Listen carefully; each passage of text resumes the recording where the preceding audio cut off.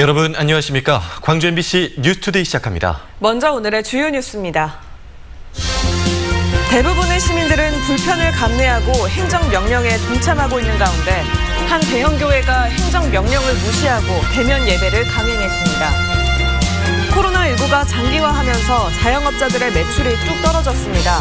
폐업이 속출하면서 착한 임대료 동참을 호소하는 목소리도 나오고 있습니다. 배달앱을 통한 주문이 크게 늘자 중소상인들의 수수료 부담이 커졌습니다. 공공배달앱의 도입 필요성이 거론되고 있습니다. 서남해안 관광 구축을 위한 대규모의 해상 교량 건설 사업이 추진됩니다. 올해 말이면 구체적인 윤곽이 드러납니다. 코로나19 확산을 막기 위해 불편을 감내해야 하는 고통스러운 나날들이 연일 계속되고 있습니다. 대부분의 시민들은 수입 감소와 불편에도 불구하고 행정명령에 동참하고 있는데요.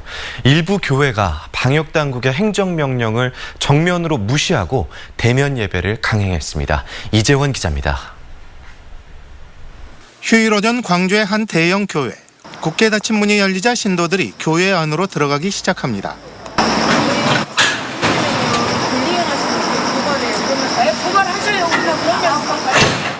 집합 금지를 알리는 보건당국의 행정문구에도 아랑곳하지 않고 교회에는 100여 명이 참석하는 대면 예배를 강행했습니다. 집합 금지예요. 집합 금지입니다. 제지하지 마세요. 우리는 집이에요. 당신들 고발합니다. 반면 대부분의 교회는 예배를 취소하거나 온라인 예배로 전환했습니다. 또 불교와 천주교, 원불교 등 다른 종교단체에서는 휴일 종교 행사를 아예 중단했습니다. 인원수 또 고의성 등을 파악해서 이번 교회에 대해서 저희들이 무관용의 원칙에 따라서 행정조치를 할 계획이고 협조해 주신 종교단체에 감사의 말씀을 드립니다. 대부분의 시민들도 코로나19의 확산을 막기 위해 행정명령에 동참하고 있습니다. 실내 운동시설과 PC방 등 위험시설은 영업 정지에 들어갔고 학원과 스터디 카페도 집합 제한에 나섰습니다. 여기에 더해 광주시는 일반 음식점과 카페 등에서도 당분간 밤 9시 이후에는 영업을 자제해달라고 호소했습니다. 아울러 일반 음식점, 휴게 음식점, 카페, 제과점은 당분간 저녁 9시 이후 매장 내 영업을 자제해 주시길 부탁드립니다. 확 줄어든 수입에도 불구하고 코로나19 확산 방지에 모두가 고통을 감내하고 있습니다. 이런 시기에 행정명령을 어기고 대면 예배를 강행한 일부 교회의 행태는 여론의 도마 위에 오르고 있습니다. MBC 뉴스 이재원입니다. 코로나19 확산으로 자영업자들의 매출 감소가 심각해지면서 폐업도 늘어나고 있습니다. 광주시에 따르면 지난 2달 동안 폐업한 음식점은 243곳으로 지난해 같은 기간보다 23%나 증가했습니다. 이처럼 음식점 폐업이 급증한 이유는 코로나19 여파가 장기화되고 있기 때문으로 풀이됩니다. 여기에 결혼 관련 업체들의 매출도 급감하고 있고 일정 기간 비대면 수업이 결정된 대학가의 상권들도 크게 위축되고 있습니다. 이용섭 광주시장이 임대인들에게 착한 임대료 동참을 호소하고 나섰습니다. 이용섭 시장은 온라인 브리핑을 통해 코로나19 확산으로 방역 대응 체계가 강화될수록 자영업자와 소상공인들이 더욱 벼랑 끝으로 내몰리고 있다며 임대인들의 착한 임대료 동참이 필요하다고 호소했습니다. 또 모두가 어려운 상황이지만 영업 기반이 붕괴되면 임대사업도 지속될 수 없다며 착한 임대료에 동참하는 임대인들에 대해서는 재산세 감면 등 지원 방안을 추진하겠다고 약속했습니다. 8월의 마지막 날인 오늘도 더위가 이어지고 있습니다. 광주와 전남 모든 지역에서 폭염특보가 발효 중인데요. 특히 대부분 지역에서 폭염경보가 발효되면서 체감온도 35도를 웃돌겠습니다. 이렇게 열기가 점차 쌓이면서 대기는 매우 불안정한 상태입니다. 오늘과 내일 모두 소나기 소식이 있는데요. 오늘 오후에는 광주와 전남 곳곳에 10에서 60mm가량의 소나기가 지나겠고요. 내일 오후에는 5에서 40mm가량의 비 비가 지날 것으로 예상됩니다. 한편 제9호 태풍 마이삭이 북상 중입니다. 현재 일본 오키나와 남쪽 해상에서 북상 중인데요. 수요일 새벽이면 서귀포 남쪽 해상을 지나서 목요일 새벽에 부산으로 육상할 것으로 예상됩니다. 당장 내일부터 태풍 전면에서 형성된 비구름대의 영향으로 비가 내리겠습니다. 내일 저녁 광주와 전남 지역에 20에서 60mm가량의 비가 예상되고요. 내일 모레부터는 태풍의 강풍 반경에 들면서 바람이 매우 강하게 불 것으로 예상됩니다. 미리 대비하셔야겠습니다. 현재 위성 영상 보시면 오늘은 가끔 구름 많은 날씨가 예상되고요. 해안 지역을 중심으로는 오전 중에 안개가 매우 짙겠습니다. 날씨 정보였습니다.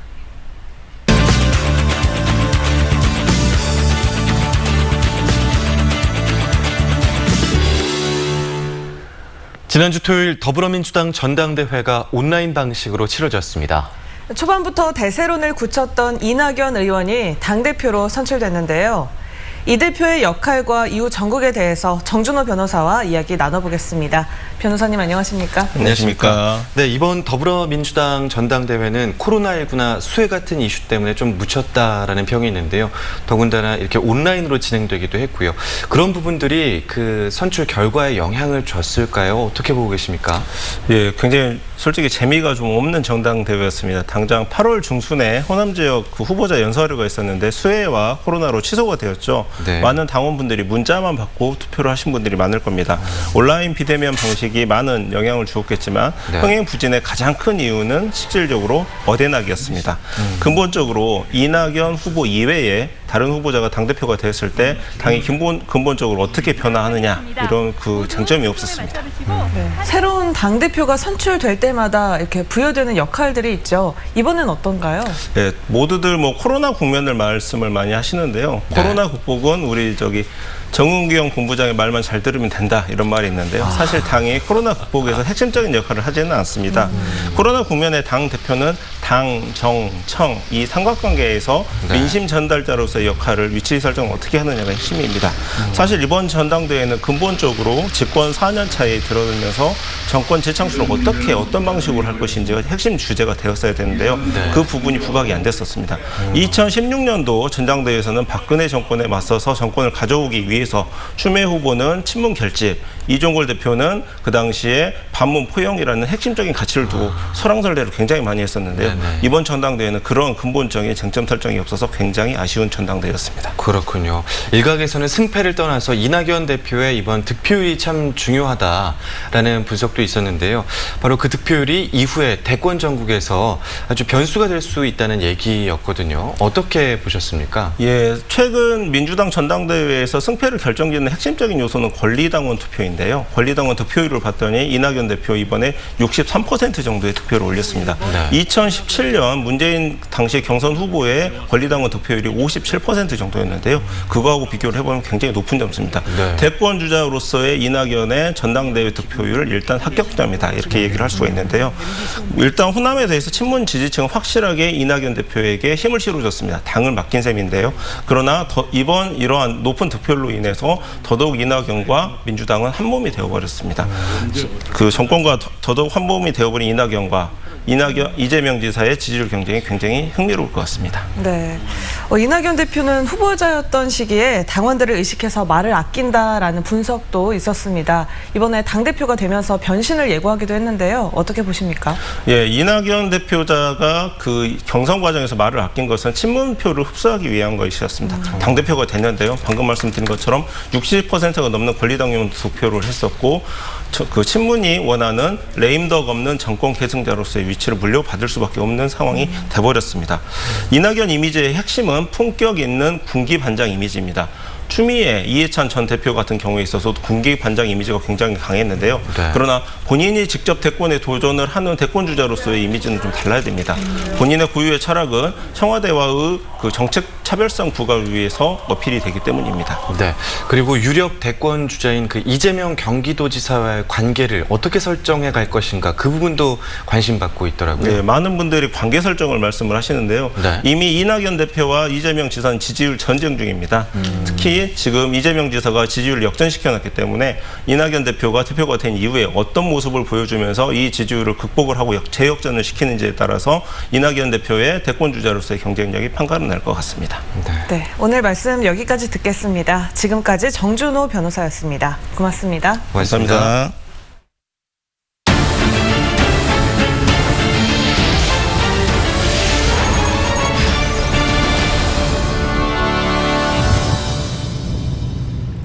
전남 서남해안 관광벨트 구축을 위한 도로교통망 구축 사업이 새롭게 추진됩니다. 장흥 고흥간 연륙교 건설과 완도 고흥간 5개의 해상 교량 건설 사업인데요. 올해 말이면 구체적인 사업 추진 여부에 대한 윤곽이 드러날 전망입니다. 김주희 기자입니다. 장흥 수문에서 고흥 녹동을 연결하는 10km 구간의 연륙교를 조성하는 국도 77호선 경유지 변경 사업. 완도 고금에서 고흥 금산 간 17.2km 구간을 5개 해상 교량으로 연결하는 국도 27호선 기점 변경 사업. 이 두 사업이 최근 국토부의 국도 승격 대상 노선에 선정됐습니다. 이제 기재부와 협의 과정을 거쳐 올해 말 최종 국도 승격 여부가 결정됩니다. 국토부에서 지금 최종적으로 이거 우리 노선이 지금 확정이 됐기 때문에 기재부 협의를 10월쯤 협의를 거쳐가지고 그다음에 도로 정책 심의를 거쳐서 아마 이게 최종적으로 연말 내에 확정될 것으로 보고 있습니다. 두 사업이 최종 국토부의 2차 국가 도로망 종합계획에 반영되면 전남에서 부산까지 서남해안 관광벨트 도로가 단절 구간 없이 완전히 이어질 수 있습니다. 특히 서남해안 자치단체들의 지역경제 활성화에도 도움이 될 수 있을 것으로 전망됩니다. 두 개 노선이 이게 자연 이 환경을 활용해서 해양 관광 도로 기능도 하지만은 아마 이 섬 주민들 그 교통 편익 제공을 해서 아마 정주 여건 개선이라든가 그리고 장흥에서 고흥 간 이 거리가 아마 단축이 되면서 이 물류 비용 절감에도 아마 큰 역할을 할 것으로 보고 있습니다. 현재 이 두 사업 계획이 국토부의 2차 국가 도로망 종합계획에 반영될 수 있도록 공군과 장흥군, 완도군 등 해당 자치단체들의 유치 활동도 본격적으로 시작됐습니다. 10여 년이 넘는 지역의 오랜 수건 사업이었던 서남해안 관광벨트 도로 구축 사업. 공으로 연결되는 이 대형 SOC 건설 사업이 정부 사업에 성공적으로 반영될 수 있을지 지역사회의 관심이 집중되고 있습니다. MBC 뉴스 김주입니다. 코로나19 여파로 교육 현장에서 수학여행이 사라지고 있습니다. 광주시 교육청에 따르면 대부분의 학교들이 코로나19로 수학여행과 현장 체험학습을 2학기로 미뤘지만 2학기 개학을 전후로 또다시 집단 감염이 이어지면서 관련 교육 사업들은 엄두도 내지 못하고 있습니다. 이에 따라 광주시 교육청은 추경 예산안에서 초중고등학교의 수학여행비 보조금 42억여 원을 전액 삭감했습니다. 자가격리 명령을 어기고 연인을 만나기 위해 KTX에 승차했던 20대 남성에게 벌금형이 선고됐습니다. 광주집 앞 형사 11단독 김지후 부장판사는 자가격리 기간이었던 지난 4월 3일 주거지를 이탈해 광주 송정역에서 오송역까지 이동한 혐의로 기소된 29살 A씨에 대해 벌금 200만 원을 선고했습니다. 지난 3월 태국에서 귀국하는 비행기에서 코로나19 확진자와 접촉했던 A씨는 자가격리 마지막 날 여자친구를 만나기 위해 용산행 KTX를 탔다 보건당국에 적발됐습니다. 코로나19 여파로 배달 앱을 통한 음식 주문이 크게 늘면서 중소상인들의 수수료 부담이 커졌습니다. 상인들은 이런 부담을 덜어줄 공공 배달앱 보급을 원하는 것으로 나타났는데요. 하지만 민간 배달앱과의 경쟁에서 살아남을 수 있느냐가 관건입니다. 이계상 기자입니다. 광주 지역 소상공인을 대상으로 배달앱 사용 실태를 조사한 결과 높은 비용 탓에 소상공인의 부담이 큰 것으로 나타났습니다. 응답자의 월 평균 배달앱 가입비가 24만 3천여 원, 한 달 평균 수수료는 150만 원이 넘었습니다. 이 때문에 가입비와 수수료가 없는 공공 배달 앱이 개발될 경우 응답자의 93.5%가 이용하겠다고 답했습니다. 관건은 배달 앱의 이용률입니다. 배달 대행 업체들이 만든 자체 배달 앱의 경우도 소비자들의 호응을 얻기엔 역부족이었습니다. 시민들한테 홍보, 어플을 알릴 방법이 좀 어렵고, 그다음에 이제 기술력이나 어떻게 홍보에 대한 자본력이 현재 부족해서. 공공 배달 앱을 최초로 선보인 군산시 역시 앱 사용률을 높이는 데 어려움을 겪었지만 지역 상품권이나 지역 화폐 등을 활용해서 소비자에게 할인 혜택을 제공하면서 출시 5개월에 만에 한 달 거래액이 9억 원을 넘기도 했습니다. 지자체에서 적극적으로 참여를 많이 해주셨고요. 두 번째는 이제 아까 말씀드린 지역 상품권이나 이런 것들에 대한 이익들이 소비자나 가맹점한테 있기 때문에 그거에 대한 도움을 많이 받으시다 보니까 활용도가 높아진 것 같습니다. 민간 배달앱 운영업체가 일방적으로 수수료를 올리는 횡포를 막고 배달 관련 빅데이터를 공적으로 활용하도록 공공앱 개발은 더 이상 미룰 수 없는 과제라는 의견도 제시됐습니다.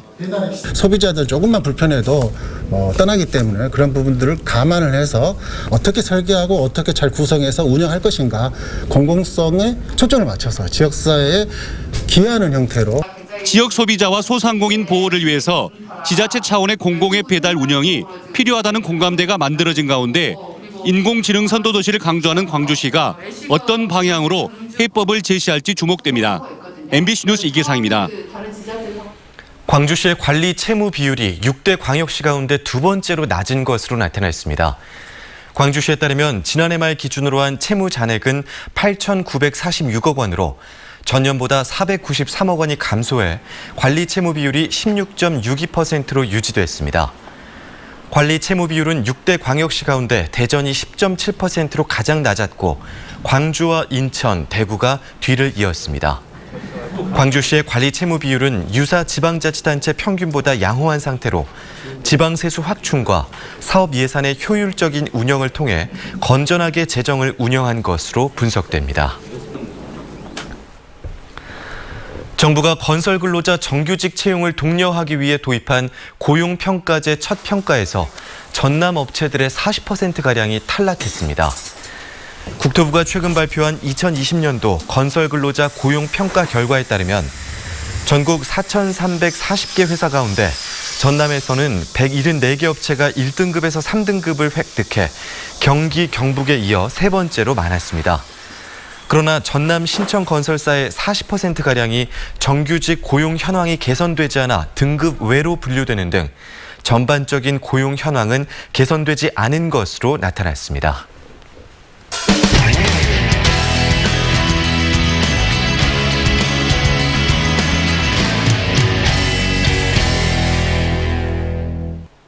많은 청소년들이 아르바이트를 할 때 임금 체불이나 갑질 등의 피해를 당해도 잘 몰라서 대처를 못하는 경우가 많습니다.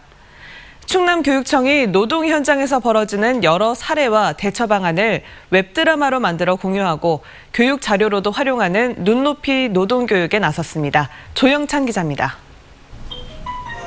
웹드라마 근로계약서의 한 장면입니다. 아르바이트를 하면서 근로계약서를 안 쓰면 어떤 낭패를 당할 수 있는지, 그리고 계약서에 꼭 기입해야 할 것은 무엇인지 드라마를 보면서 자연스럽게 알 수 있습니다. 사장님, 교육청 노무사에게 상담해보니 저는 괜찮은데 계약서를 안 쓰면 사장님께서 벌금 내셔야 한다고 하더라고요. 충남 지역 학생과 교사들이 직접 배우러 출연했는데 일선 학교에서 교육 자료로도 활용되고 있습니다. 영업을 준비한다든가 이 시간도 근로 시간에 들어갈까요, 안 들어갈까요? 예, 다 들어갑니다. 그 시간도. 아르바이트 등 노동 현장에서 발생할 수 있는 갑질이나 성희롱, 또 일을 하면서 경험했던 각종 비애, 이른바 우픈 사연까지 담아냈습니다. 학생들은 드라마를 보며 다양한 노동권 침해 사례를 배우고 대처 방안까지 배울 수 있습니다. 이제 제대로 임금을 지불해주지 않거나 아니면 이제 정해진 날짜를 지키지 않고 이제 날짜를 넘겨서 지급하는 경우가 있었는데 이제 이 영상을 보면서 그럴 때는 어떻게 대처해야 하고. 충남교육청 조사 결과 지역 고등학생의 19%가 아르바이트를 경험했으며 이 가운데 절반 이상이 인권 침해를 당해도 제대로 된 대처 방법을 모른다고 답했습니다. 학생들이 실제로 노동 현장에서 인권 침해를 받았을 때는 자기 권리를 당당하게 주장할 수 있는 민주시민으로 성장하길 기대하는 겁니다. 충남교육청은 내년까지 배달알바 이야기 등 모두 6편의 웹드라마를 제작해 SNS를 통해 공개하고 교육 자료로도 활용할 계획입니다. MBC 뉴스 조형찬입니다. 이것이 나의 결정적...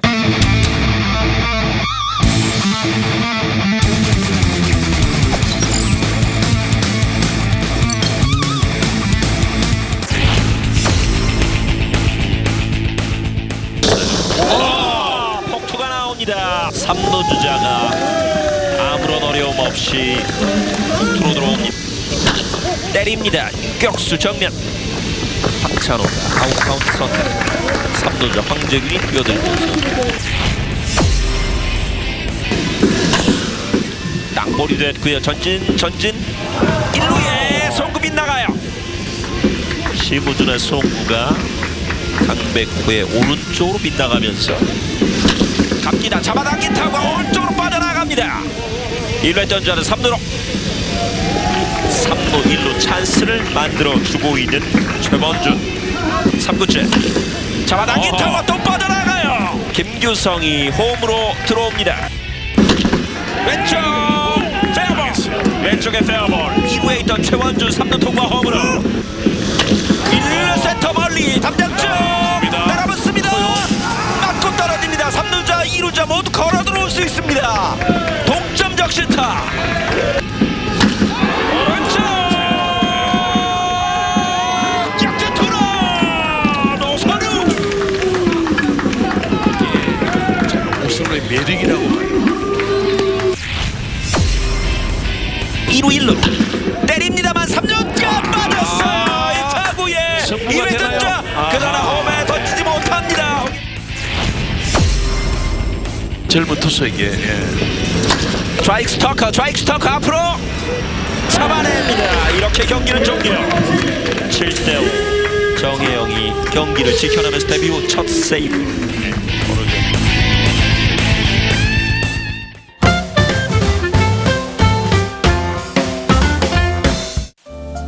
다음 주 화요일부터 어린이와 임신부를 위한 인플루엔자 예방접종이 무료로 시행됩니다.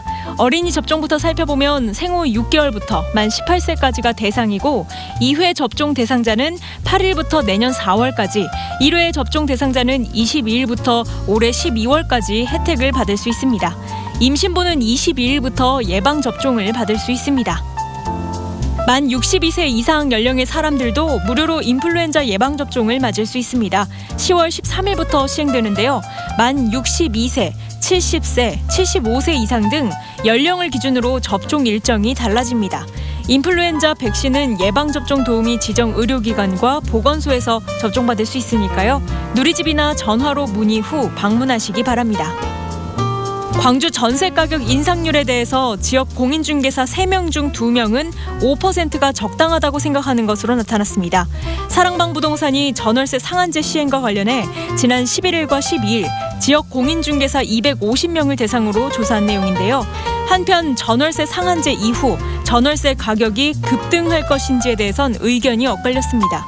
큰 차이 없을 거라는 답변이 51.6%, 급등할 거란 의견이 48.4%였습니다.